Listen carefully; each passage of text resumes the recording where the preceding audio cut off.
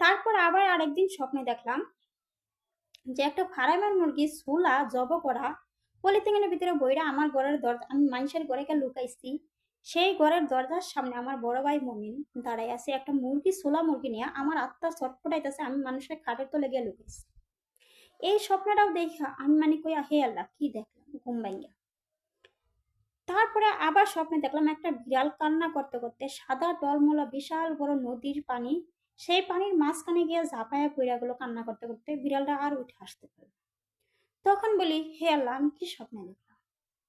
এসব কিছু মানে স্বপ্ন যে আমার মন থেকে কোনো টেনশন দূর করে না।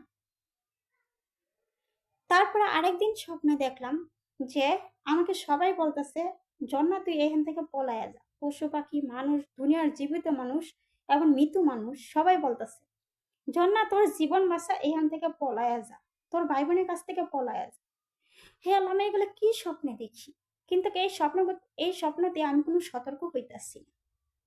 খালি ভাবি যে এগুলা কি স্বপ্ন দেখি, নানান স্বপ্ন নানান প্রশ্ন, কিন্তু খারাপ কিছু দেখি না, খালি শুধু আল্লাহর স্বপ্নে দেখি। তো এই জায়গায় খুশি লাগে যে আল্লাহ হয়তো বা আমাকে ভালোবাসে। আবার আরেকদিন স্বপ্নে দেখি আমি শুয়া ঘুমাইয়া আছি, ঘুমের মধ্যে অন্ধকারে আমি মোমবাতি ধরায় কোরআন শরীফ পড়তেছি, কিন্তু বাস্তবে তো আমি কোরআন শরীফ পড়তে পারি না। আবার আরেকদিন স্বপ্নে দিয়ে আমি ঘুমাইয়া আছি, আমার বুকের বুকের সাটিনের হাড্ডিটা দুই ভাগ হইয়া দুই পাশে কোরআন শরীফ মেলা, এমনকি ইয়াসিন সূরা মেলা, সেই ইয়াসিন সূরা বুকে নিয়ে আমি শুয়ে আছি। এই স্বপ্নগুলা দেখলাম, দেখার পরে আমার কিছু ভাবনা এবং আল্লাহর প্রতি বিশ্বাস ভালোবাসা জায়গা উঠলো, তা আল্লাহ হয়তো বা আমার ভালোবাসে। কিন্তু এইগুলো যে আমার মৃত্যুর স্বপ্ন ছিল, কল্পনা ছিল, এগুলো আমি কিছুই আমি বুঝতে পারি নাই তখন।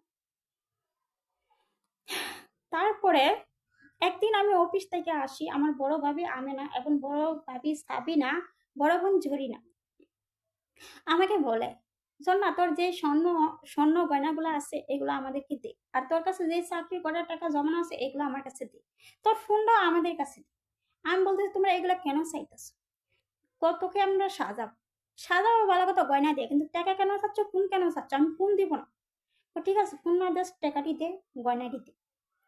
তখন আমি বললাম টাকা কেন নিচ্ছ, তোকে ভালো একটা ছেলে দেখে বিয়া দি, বিয়ে দিবে আগে, বিয়ে ঠিক করে পরে টাকা দি, না আগে তুই দি।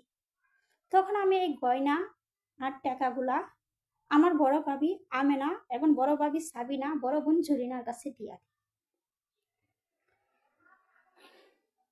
দেওয়ার পরে আমাকে বলতেছে আমার বড় ভাবি আমেনা তোকে আমরা পার্কে ঘুরতে নিয়ে যাব, পার্কে ঘুরতে নিয়ে যাবা, ঢাকা শহরে কোনো পার্কে 5টার পর খোলা থাকে না, তুমি এই রাত্রে 10:30 11টা বাজে তুমি আমার কই ঘুরতে নিয়ে যাবে, না তুই আয় তোরে আমরা সাজাই তোরে ঘুরতে নিয়ে যাবো।